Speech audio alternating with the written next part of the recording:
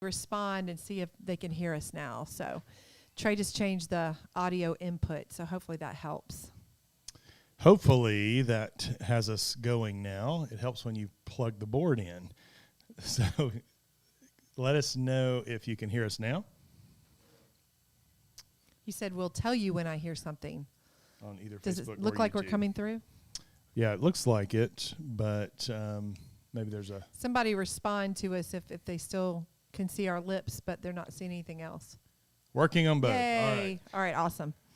I tell you. So I was talking about group coaching. All right, so I want you to start over. So let's, here we are 4 minutes in almost. Yeah. So sorry about that, guys. I unplugged the board because I needed a wired mouse because my wireless mouse was not working, and I forgot to plug the board back in. So all the check marks that you do before you go live, and always an issue. So hello, guys. Yeah, tell us where you guys are from. I know where a few of you are from, and I'm glad you can hear us now. But let's kind of go over. So send a question in. We've got 5 questions already sent in. Mm-hmm. But if you've got a question, send it to ask@undoneredone.com. Most likely we're not going to get it on this week's show, but we can hopefully next week. Well, not hopefully. We will get it on next week. And, hey, Becky from Virginia, glad you're here. Becky's been with us for a while. That's been awesome. Yeah, so do connect with us on social media. We'll go through the drill again. We'd love to have you connect with us on Facebook, Instagram, Twitter. Another Virginian. Hello, Miss Clayton. Glad you're here as well. And also subscribe over on YouTube as well. And if you hit subscribe and the little bell icon, that's going to alert you every time we put up a new video and every time we go live. So so do connect with us there. And then I want to share a little bit. We've got our next Embark Men's Recovery Intensive coming up. It'll be April the 29th at the end of this month through May 2nd. And would love to have you join us. If you have not been to our previous Embark, if you or somebody you know needs to do a 4-day deep dive into the deeper root issues that drive unwanted sexual behavior, we'd love to have you at our next Men's Recovery Intensive called Embark. Melody, I know you've got group coaching going, so that's been going well. I know that's closed now, but you're going to have some other We group just started coaching. our new semester, and our next group, you can go on and start signing up for that. It will be July through September. But, yeah, our April group, we have 4 groups, Monday through Thursday, walking through different curriculums for each of those days, and we meet from 12 to 1:30. So whether you work full-time or you are at home full-time, you can tune in Central Standard Time. So that is a group. I don't take any more than 10. So once that's full, it's full. But you will, again, we start a new group every quarter. So the next group will be October. Yeah. Hey, Q, glad you're here, brother. I know he's in California, and glad y'all can finally hear us. So, glad you can finally let's hear us. get to some questions. Sorry again for the it seems like this technology stuff keeps me humble and on my toes and trying not to get frustrated. So we might need to do like a checklist, because sometimes in that way I can even help you with that. So I don't know that would have found it on the something. checklist. So maybe just do some test runs. All right. So let's see. 6 and 34. All right, question 1. Mm-hmm. So this was emailed in. This is a question that I come up against many times, especially in recovery groups. Many guys will state that they are a Christian, yet state that they are an addict almost at the same time. I have great difficulty in identifying with this. Not that I haven't succumbed to addictive behavior or sinned or anything like that. I'm owning what I've done. However, I have to look at myself as God the Father sees me through what Jesus has done for me on the cross as a child of his. My sponsor states that he is both. And I guess where I am, first of all, thanks for the question. And this comes up a lot. And first of all, in our recovery communities, we identify with who we are in Christ, with our true identity in Christ. If we are in Christ, we are beloved sons. I'm saying beloved sons because I'm talking about men in recovery. However, I introduce myself, as do many of the men in our community. My name is Trey. I'm a beloved son who struggles with sexual brokenness or sexual addiction. And so some people may say this is semantics, but I do believe identity is important. Mm-hmm. But I also believe that there is a physiological piece of this. I was having a coaching call this morning with a guy who historically, like me, has only approached recovery from a spiritual and moral standpoint. This is an immoral thing, the sexual behavior. I know it's wrong, therefore I need to do away with it. And so they just come at it from a spiritual standpoint, which really comes many times into more willpower, more effort, and historically, before they really maybe get into recovery, beating themselves up. If I'll just beat myself up, remind myself how wrong this is, then it's going to go away. What they don't realize is they're actually adding more shame, and shame is what's driving the addictive behavior in the beginning. So trying to shame away behavior that's driven by shame is like trying to put out a fire with gasoline. And so for a lot of guys maybe who don't even want to come to our recovery groups because their whole thing is, well, I'm not an addict, I've just done X, Y, Z. And my encouragement, if you're listening or maybe you're listening to the replay of this, is I encourage you, don't get hung up on the label of addict. As our pastor says often, and it's really, I'm grateful that he has said this things historically from the pulpit. He says we're all addicts. We all are recovering from the fall. We all have a sin nature that can be compulsive, that can be all the things you want to use to describe addiction. And now, if you look at addiction as a disease that we just can't help ourselves, that's a different conversation altogether. And certainly some in recovery circles would say, well, this is just a disease. And I guess even in that, you could say that we have a disease of sin as well. And so, but regardless of however you land on that, to me, the path forward is the same. So that's why I encourage guys not to get too hung up on it. If a guy is struggling whether or not to immerse himself in our recovery community because he doesn't know if he's an addict, I simply say, whether you're an addict or not, have there been things in your life, have there been behavior in your life that willpower is not fixing, that's causing problems in your relationships, maybe with jobs, whatever the situation may be? And usually the answer is yes, or we wouldn't be having a conversation about it. I said, so if that is the case and willpower is not fixing it, would it be beneficial, do you think, to immerse yourself in a community where men are moving forward, beginning to get curious about what's really driving some of that, whether you're an addict or not? Now, I know personally, one of the main reasons that I really rejected the label of addict is because it certainly was I still had very much a hierarchy of sin going on in my life. And what I mean by that is the human heart has a way of making a hierarchy of sin. We need people beneath us on the pecking order, so to speak, so we feel better about ourselves. Now, when that was going on with me, it was in direct proportion to my unbelief of the gospel, because I did not believe that I was loved as I was. Therefore, I knew I wasn't perfect, but I needed some people behind me so at least I could say, even if I didn't say it out loud, well, at least I'm not like those people. And usually we fill in the blank with those addicts, right? Those drug addicts or those alcoholics or those sex addicts or whatever. We want to feel better about ourselves.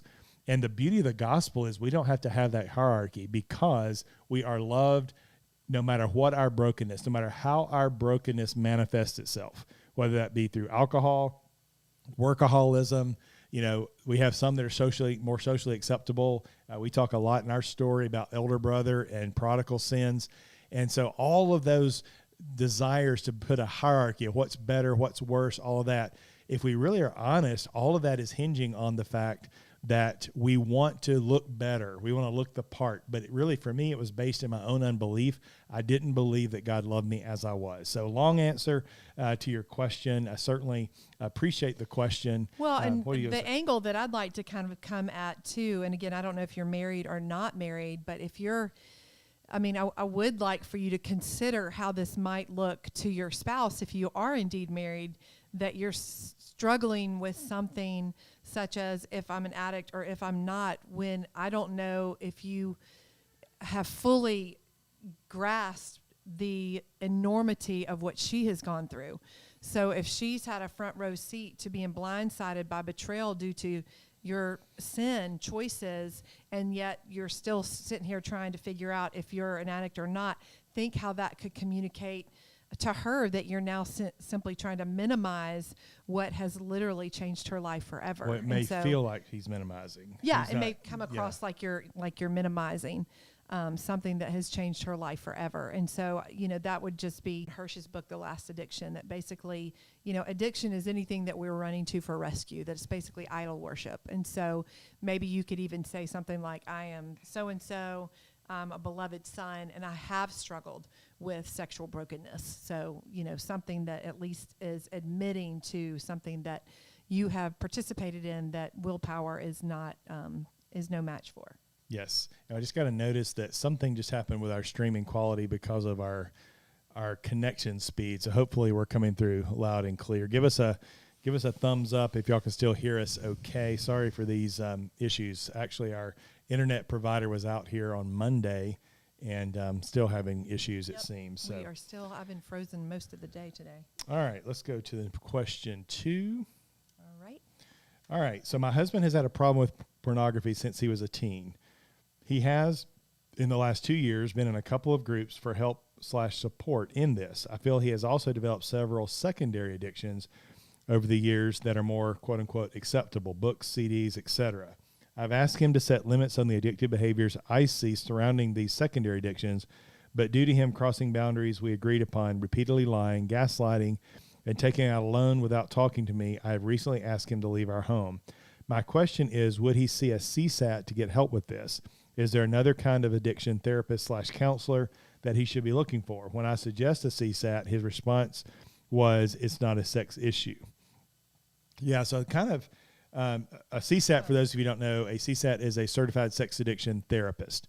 And so it sounds like he's maybe getting some help there, but these other things. And the way I usually kind of couch this is we have a tree with all these branches of behavior. We saw off some of the unwanted behaviors, those branches, but then often it's easier to hang out on another branch since the main branch has been sewn off. And our whole thing in our recovery community is helping men get into those root issues. No matter what the branch is, what's the root issues that are driving the unwanted behavior? Because it's very easy to saw off a branch, then hang out on a more socially acceptable branch. And so it sounds like the issue really is about getting to those root issues, not about, okay, he's just on another branch of behavior. So whether he sees a CSAT or somebody else, the reality is it's just for him to see, hey, all this is rooted in the same stuff. And so he's saying it's not a sex issue, but if I was talking to him one-on-one, I would say, yeah, this may not be a sex issue, but if you can at least be open to the idea that it's all rooted in the same stuff, that it's all coming out of maybe a false core belief and other things that are really where the root issue starts from. We help men collect the dots of their story and then connect those dots at our Embark Intensive. And so that's where I would want him to get curious about that. So it sounds like you're doing what you feel like you need to do because of the lying, gaslighting, and the loan that he took out. But also, I'd encourage you not to try to control his recovery either. It may be, I know Melody talked a lot to women about that, where, that his path is his path, and you can maybe make suggestions, but ultimately you've got to do what you need to do to stay healthy yourself and walk your own path of healing and recovery. So I hope that helps. Let's see. Another question. Mel, do you have anything to add to that? No, I don't think so. That was good. Okay, so Melody, your codependency webinar couldn't have come at a better time for me. That was a webinar that Melody did last week, and she's got an upcoming course that's about, I don't think it started yet, right? Mm-hmm. It has started. Yeah, it starts this Thursday. All right, starts this Thursday, tomorrow. Mm-hmm. So my wife had decided to put our divorce on pause after intense prayer. She has realized that God's vision is not divorce. One part of our marriage was my codependent, toxic relationship with my mother. I've put my mother's feelings before my wife's, and my mother has stayed friends with ex-girlfriends of mine as a few examples. As my wife is going on this healing journey, me healing as well, she's pointed out that we need to remove my mother from my life for the time being. Have you guys dealt with unhealthy mother-son dynamics in relationships with betrayal where the wife needs a divorce from the offending partner's parents? Any insight you share will be helpful. I actually think you should start with that, and then I'll definitely add my 2 cents, because that was partly our dynamic. Yeah, so I trying to make some notes here. I definitely did not know what boundaries were, And my life was all about being a passive peacemaker, a nice guy, just keep everybody around me happy. And so I think I've shared this before. I know on podcasts and maybe some past Q&As.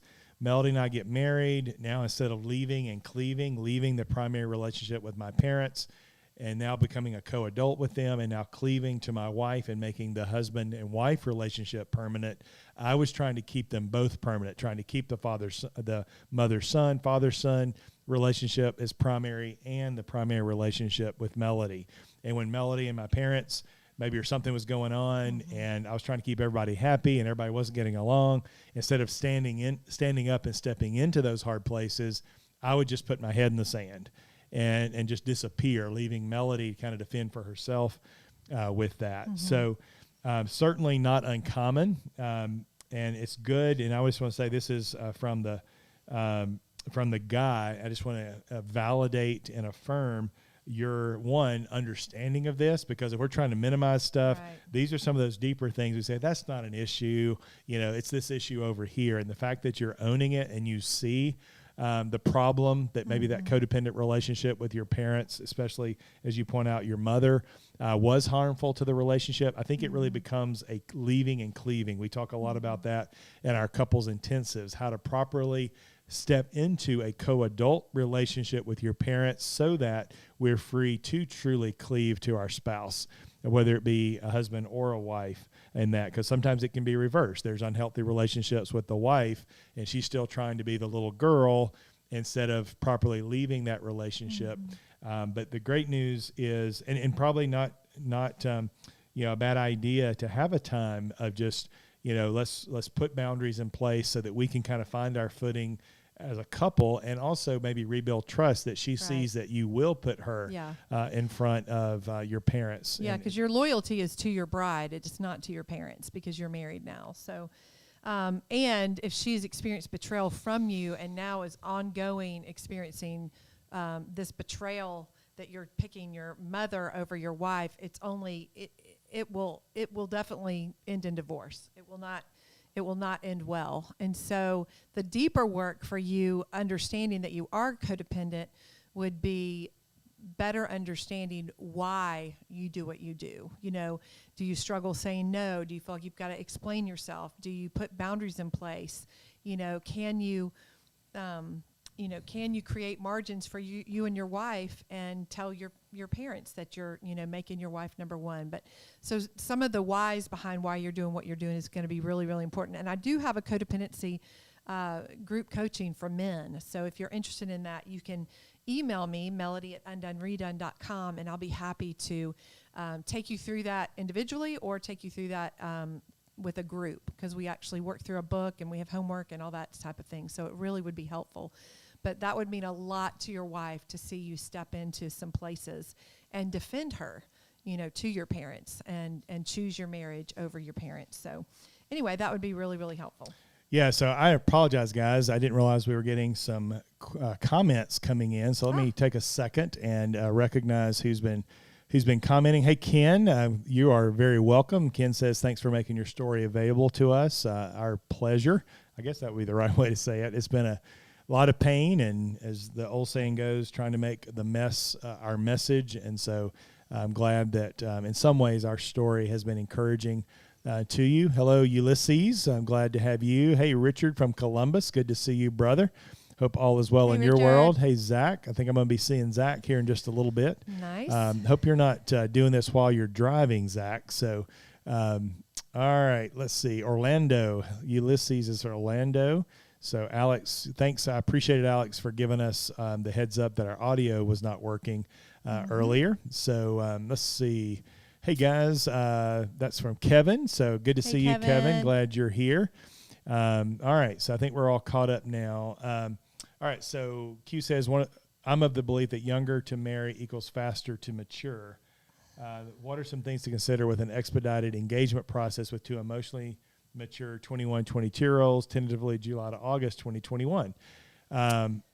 So we married early, and I don't know that I'm of the belief that younger to marry, faster to mature. It's usually there is a maturity, and that can create more chaos than faster to mature. Maturity, I think basically, I know Q, who is here, and certainly Q is not your average as far as maturity level, so certainly above average maturity. And so I think maturity is not necessarily an age thing. There's plenty mature 21 to 24-year-olds. Right. There's many that are 30 that still are very, very immature. Right. And so I think it's just taking it, instead of a hard and fast rule that you marry young, you're going to mature faster. I think the fact is that you're already more mature for your age. But things to consider with an expedited engagement to emotionally mature, I think just with anybody engagement, just come in with eyes wide open, make sure you're getting some good premarital counseling, making sure that both of you are unpacking the big T and little t traumas of your past. What is that? What is the narrative? John Eldridge talks about the message of the arrows. There's the wound that happens. And then there's the message. And sometimes the message that we take away from our wounding can really, really stay with us a long time and create a false narrative for us. It becomes a lens with which we see the world. It can certainly, if we're not aware of that, it can taint our relationships. It can create false expectations of what the other person should be doing for us. And so all those things will be things to consider. Yeah, and I really want to talk about something other than pornography, because we have couples that we're walking with where maybe the guy is not struggling with pornography anymore, but because he looked at pornography at a really early age, there's, at the age with which you look at pornography is about the maturity level. And I'm not talking about like outwardly maturity. I'm not talking about spiritual maturity. I'm really talking about more that emotional intelligence and maturity. And emotional intelligence and emotional maturity is not being able to say, I feel scared, that is like 1/100th of about 99 of getting to the deeper levels of emotional maturity. Emotional maturity is being able to step into hard places and not going MIA or sticking your head in the sand. It's able to step into conflict. It's able to protect your spouse instead of, shrinking back or, succumbing to parents and things like that. So some of the things, Q, that I would really want y'all to unpack that maybe more than likely doesn't get unpacked when you're dating is, how do you handle conflict? Does one of you fight, flight, or freeze? Does one of you react? And I'm talking about not, I'm sorry, and we're just resolving this and going on. I'm talking about like literally being able to look at a piece of conflict that you have and stewarding the conflict that you have to say, we don't want to do it this way the next time. Yeah. And actually the maturity to be able to do that, to say, I really handled this poorly, and I'm really not showing up here, and I want to do this differently. John Lynch has a podcast on marriage and the room of grace, and he does such a great job by surrounding himself. He has an interview with us on our podcast. Yes. He has an interview with us on our podcast, but how he has men in his life who ask him hard questions, as well as his wife, getting feedback from his wife, where he actually is, has his blind spots revealed, and he steps in with his wife to say, hey, I want to do a better job of this. I know that this has really created not necessarily betrayal, but just created some mistrust, and I want to step into that. So how do you handle conflict? How was emotions handled growing up? What are your views on sex and sexuality?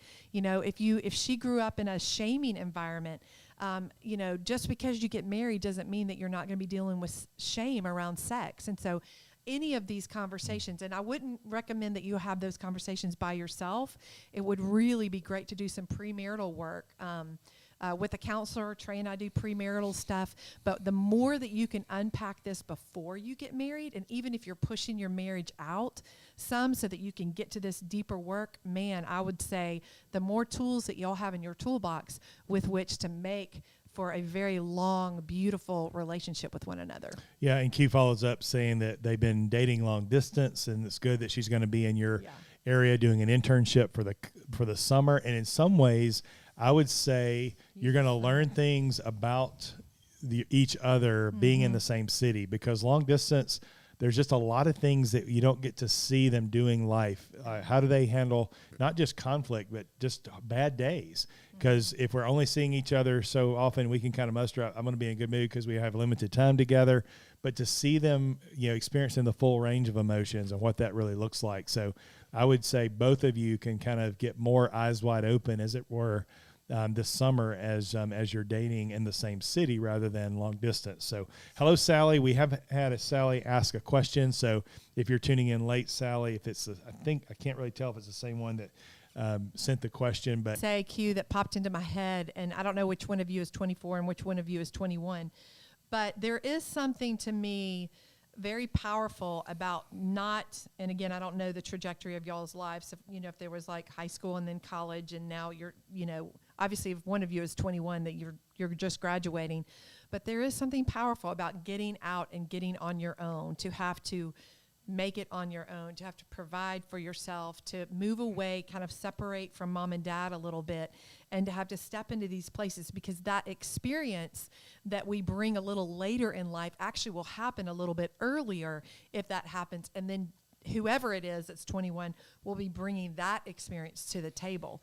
Sometimes when we're really, really young and we go from mom and dad into relationship, we can begin to suck the life out of our partner if we're not meeting our needs physically, internally, spiritually, and those types of things. And so I just think there is some value to a little bit more experience and life experience around you bringing those things into relationship.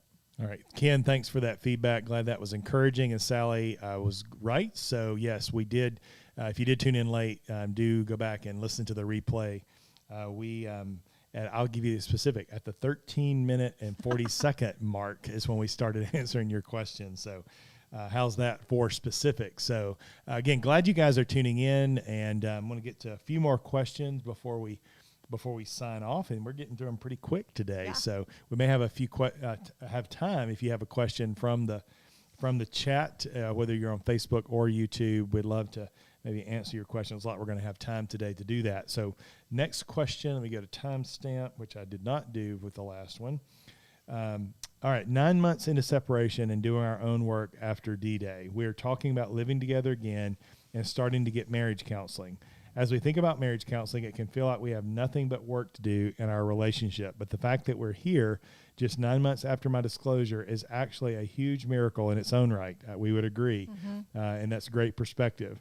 As we look ahead, do you have any advice on preparing for marriage counseling after betrayal?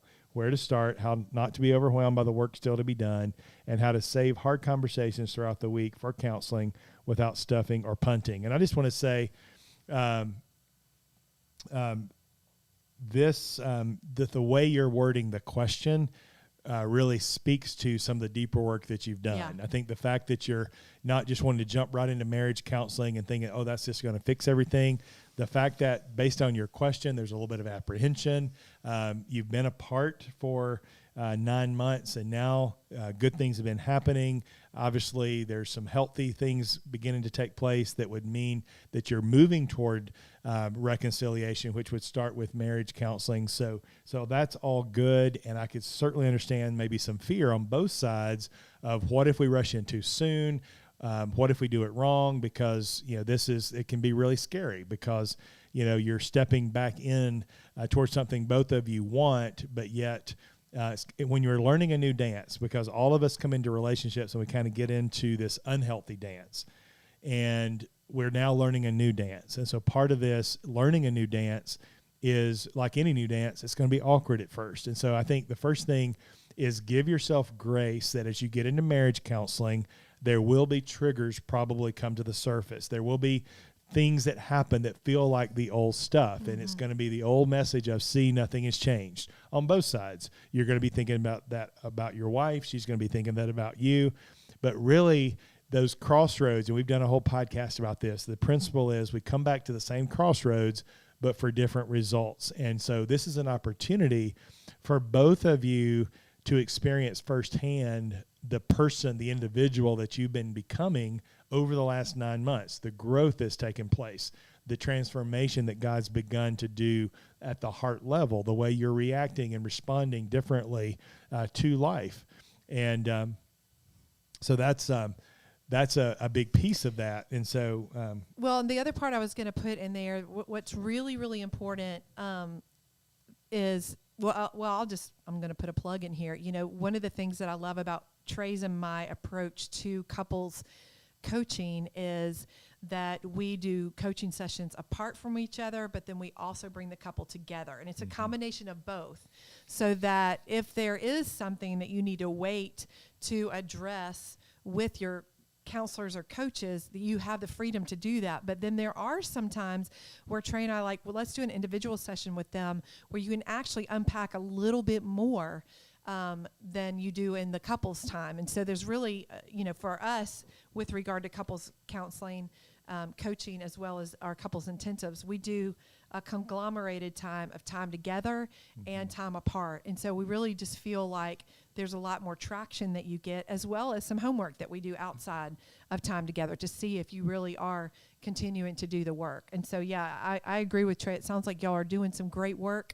And it may even be that y'all start this process and realize, wait, we're not ready for couples counseling, and then you can go back to doing individual stuff, and that's still going to be a win-win, because the more individual work that we do, the stronger the coupleship will be as y'all come back together. Yeah, and some of that just here's the expectation. Sometimes okay, we're in a good place, so now let's start couples counseling, and then what couples counseling is going to do is, now for the first time, maybe you've been doing this individual work, but now you're coming back together, and some of the things that there just hasn't been the context to bring to the surface during the separation. Now that you're beginning to work on the coupleship, those things that have kind of been lying dormant now begin to surface. Now, if we're not careful, here's where evil can say, see, this has not worked. See, they're the same. This, you might as well throw in the towel.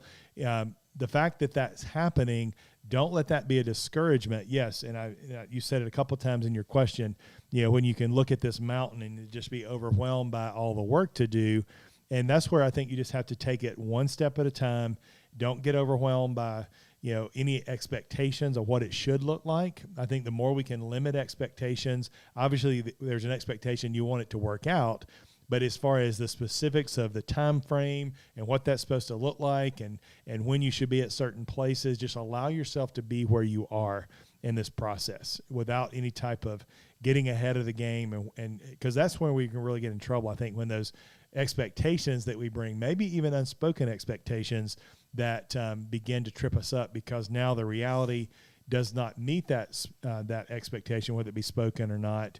Then we can feel discouraged, or we can feel defeated, or maybe believe the lies that evil's trying to feed us, that maybe we just need to shut this down. It's not working. You're going to get triggered, both of you.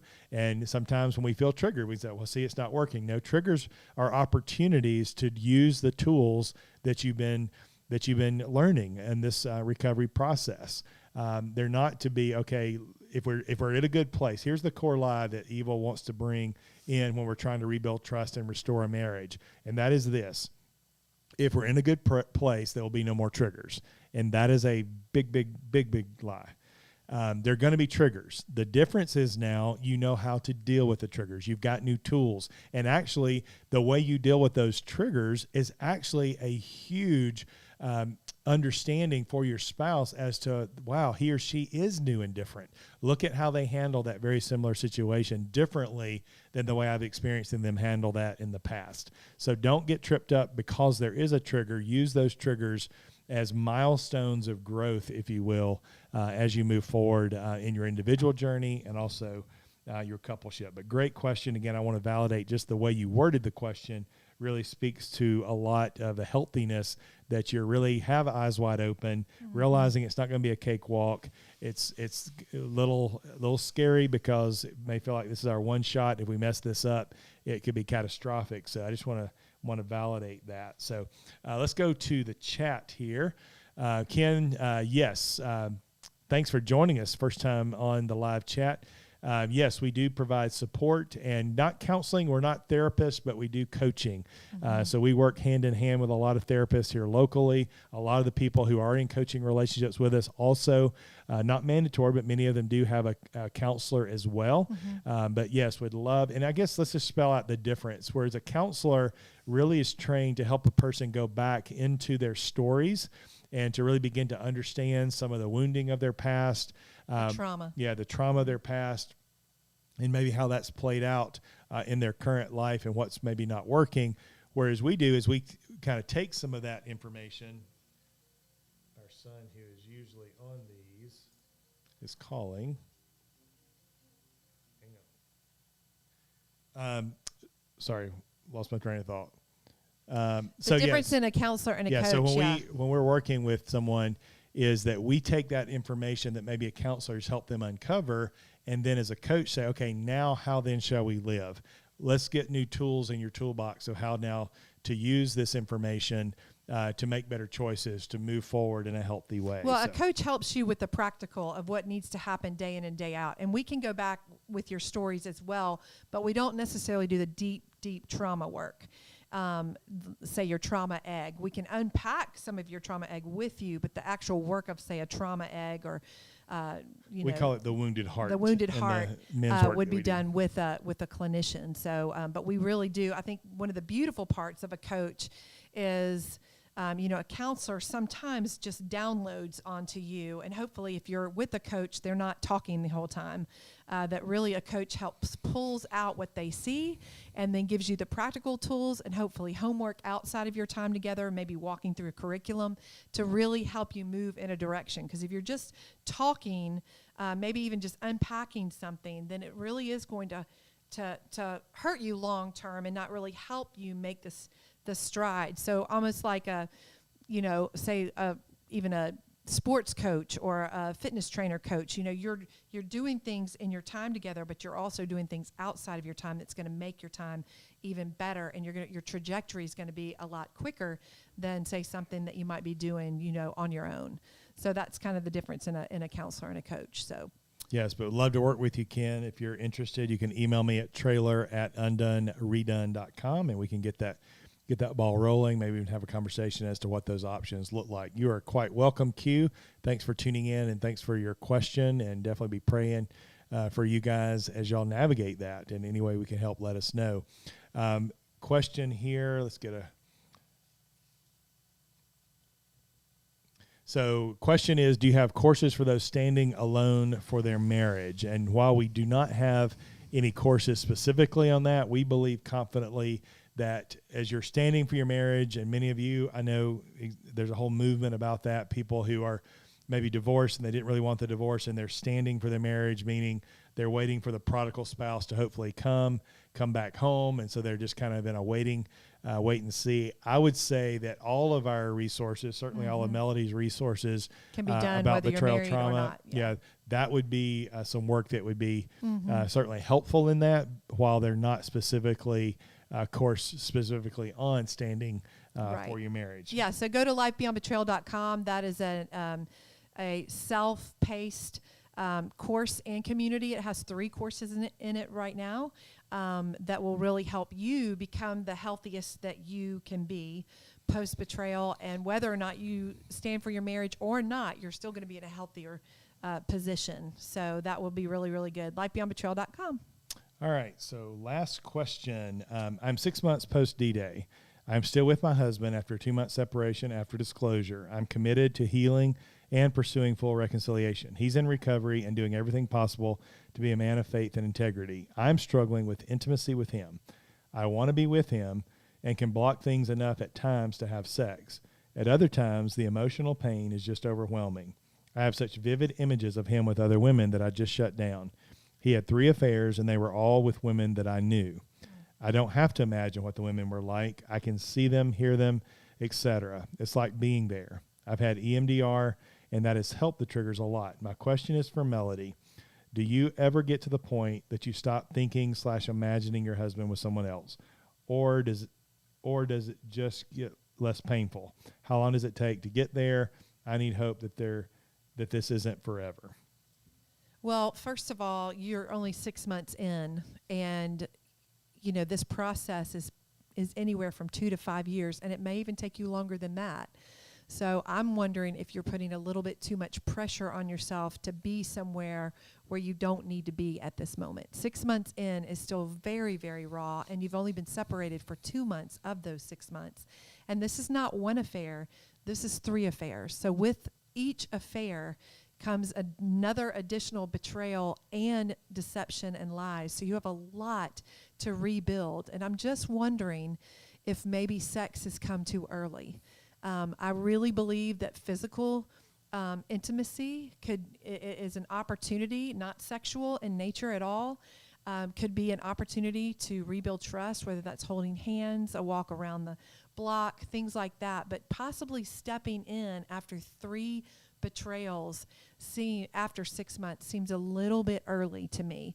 And so I would wait for maybe another extended time.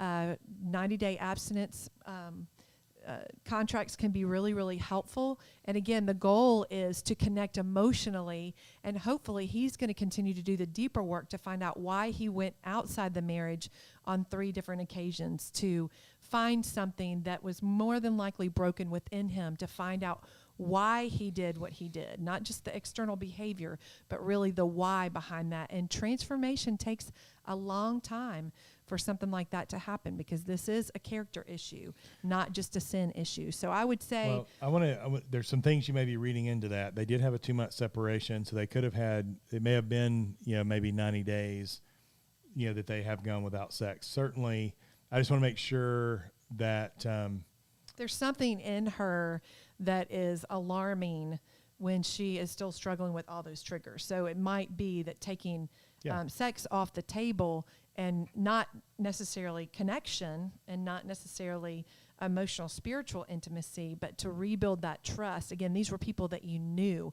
So not only were you betrayed by your spouse, you were betrayed more than likely by your friends. And that is some deep, deep trauma. Yeah, and I would say too, Melody's course, Life Beyond Betrayal, I'm not sure if you're a part of that or not, but that would be a great place. And also working with your own therapist. The fact is that you did know these women.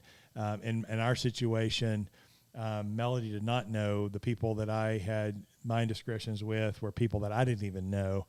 And so that does add another dynamic to your healing. It really does. Because of not just you knew them, I don't know how well you knew them, but there was also at some level a betrayal, not just by your husband, but also these women that you knew, at least at some level as well. And so I think just giving yourself grace, and really trusting your gut. And if your husband is doing the work of recovery, which sounds like he is, he's going to be patient with you. That's right. As you come along. When he starts demanding or getting frustrated, or how long is this going to take, that's a good sign that maybe he's thinking it should be moving along a little bit faster, and that everything should just be okay again. But if he's doing the deeper work, which sounds like he is, he's going to be patient, and he's going to let you take as long as it needs to really rebuild the trust. And to answer your question too, because you specifically said, is there a day that you don't see your husband with those people? And I would say yes, but that day is not early in the process. That comes with a lot of work and extended ongoing work. The other thing that you mentioned was, there's sometimes that I can block it out. Really, I think if y'all are in the moment, and you're really raw and you're real, the goal is not to push back the past so that you're never addressing it again. It could be that you have a trigger in the middle of sex.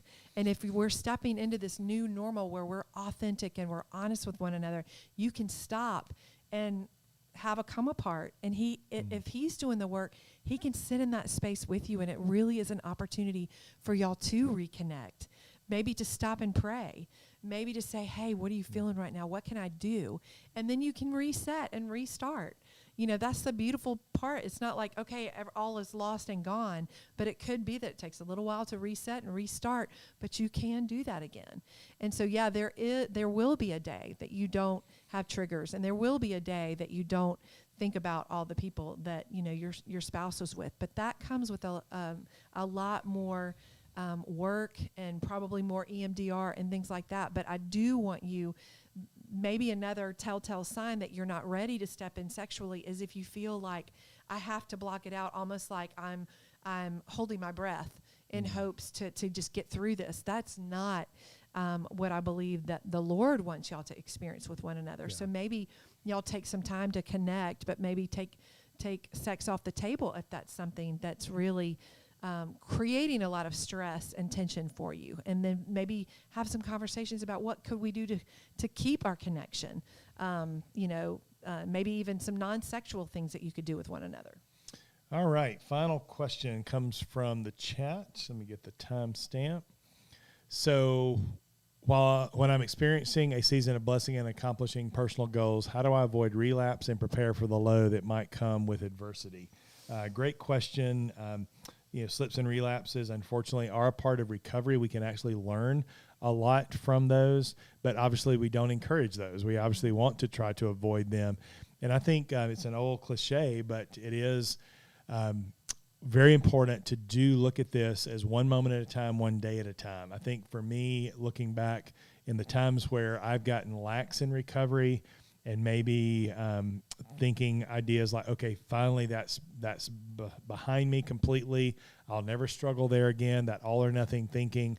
That's when I usually am open and have in the past either had a slip or a relapse. I think the main thing is just knowing that every day you wake up, that could be a possibility, that you have to do those daily disciplines. We talk about lifesavers, SAVERS, the silence, affirmation, visualization, exercise, reading and scribing or journaling, making sure that you're doing the things of recovery ongoing, not just because of what's happened, but to continue to pursue that bigger and better story, that we're avoiding relapse by making sure that we're fulfilling our purpose and pursuing purpose, knowing what triggers are, continuing to do the work of getting curious about our own story.